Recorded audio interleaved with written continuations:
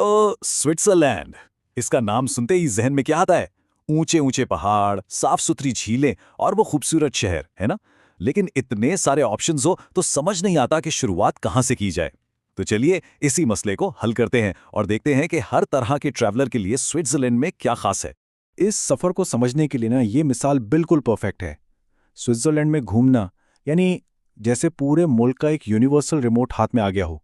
एक बटन दबाने पर शहरों की तेज़ रफ्तार जिंदगी और दूसरा बटन दबाते ही सीधा एल्प्स के पुरसुकून मनाजिर। सब कुछ बिल्कुल एक ही जगह, एक ही कंट्रोल में। तो फिर कैसा सफ़र होगा ये? इस तज्जिए को एक गाइड की तरह समझे जो मुख्तलिफ रास्ते दिखाएगा, चाहे कोई सकाफत का शौकीन हो, एडवेंचर पसंद करता हो या फिर पुरताईश सुकून की तलाश में हो। हर एक के लिए यहाँ कुछ ना कुछ है। अच्छा, तो सबसे पहले बात करते हैं उन लोगों की जो शहरी सयाहत को पसंद करते हैं, यानी जिन्हें शहरों की रौनक, तारीख और कल्चर अपनी तरफ खींचता है। उनके लिए स्विट्ज़रलैंड के शहर किसी खजाने से कम नहीं। और यहाँ हर शहर की अपनी एक अलग ही पहचान है। ज्यूरिख, जो आलमी मईशत का एक बड़ा मरकज़ है, वहीं से आल्प्स के पहाड़ों का रास्ता भी खुलता है। जिनीवा, जहाँ अक़वाम मुत्तहिदा का हेडक्वार्टर है, अपनी खूबसूरत झील और उसके मशहूर फवारे की वजह से जाना जाता है। बर्न, जो मुल्क का दारुल हुकूमत है, अपने पुराने और पैदल घूमने वाले सेंटर के साथ तारीख की गहराइयों में ले जाता है, जबकि बासिल तो फ़न और सकाफत का गढ़। और जब बासिल को कल्चर का मरकज़ कहते हैं तो इसकी एक खास वजह है।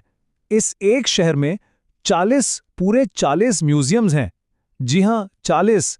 ये शहर वाकई आर्ट, हिस्ट्री और इल्म से मोहब्बत करने वालों के लिए एक जन्नत से कम नहीं। चलें अब शहरों की गलियों से निकलकर सीधा पहाड़ों की बुलंदियों की तरफ चलते हैं। ये हिस्सा उन लोगों के लिए है जिनके दिल एल्प्स की शान शौकत और एडवेंचर के लिए धड़कते हैं। और इस सारी मुहिमजोई का मरकज़ है इंटरलैकन। ये जगह एड्रीनलिन के शौकीनों के लिए एक तरह से बेस कैंप का काम करती है और यहीं से जंगफ्राउ के वसी और अरीज हाइकिंग रीजन का गेटवे भी है।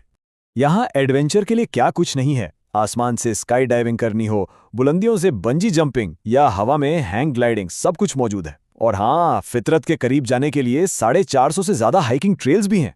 ये जगह वाकई दिलेरों को आवाज़ देती है। यहाँ एक मज़ेदार हकीकत ये भी है कि जंगफ्राउ की चोटी पर जो स्फिंक्स ऑब्जर्वेटरी है, जो इंजीनियरिंग का एक कमाल है, वो 1969 की एक जेम्स बॉन्ड फिल्म में भी दिखाई गई थी। ये बात इस जगह को और भी दिलचस्प बना देती है ना?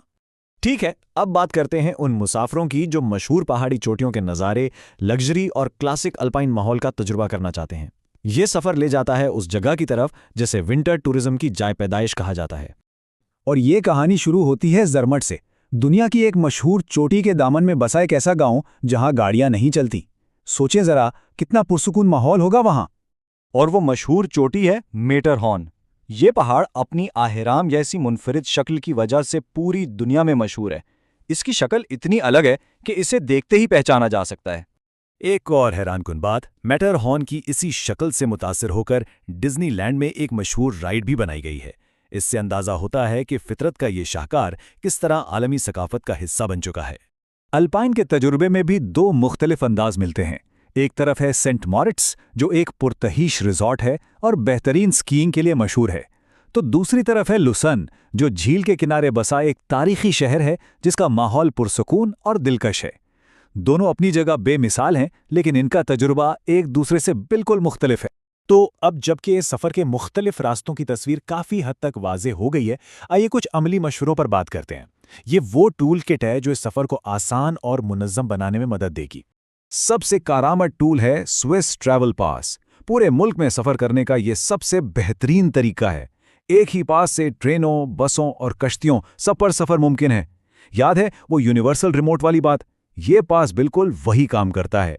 अच्छा, तो इस मुल्क को अच्छी तरह से देखने के लिए कितना वक्त चाहिए? माहिरीन कहते हैं कि एक भरपूर और यादगार सफ़र के लिए 10 से 14 दिन का वक्त बेहतरीन रहता है। इससे कम में शायद बहुत कुछ रह जाए। और आखिर में एक बहुत बहुत ज़रूरी मशवरा, पैकिंग का। मौसम कोई भी हो, गर्म कपड़े साथ रखना बिल्कुल ना भूलें। एल्प्स की बुलंदियां गर्मियों में भी ठंडी हो सकती हैं और वहाँ बारिश भी हो सकती है, इसलिए स्वेटर और जैकेट्स तो लाजमी हैं। तो शहरों की सकाफती गहराई से लेकर पहाड़ों की फलक बोस बुलंदियों तक सारे रास्ते अब सामने हैं। अब सवाल यह है, स्विट्ज़रलैंड का कौन सा सफ़र है जो एक नई कहानी बनने का मुंतज़िर है?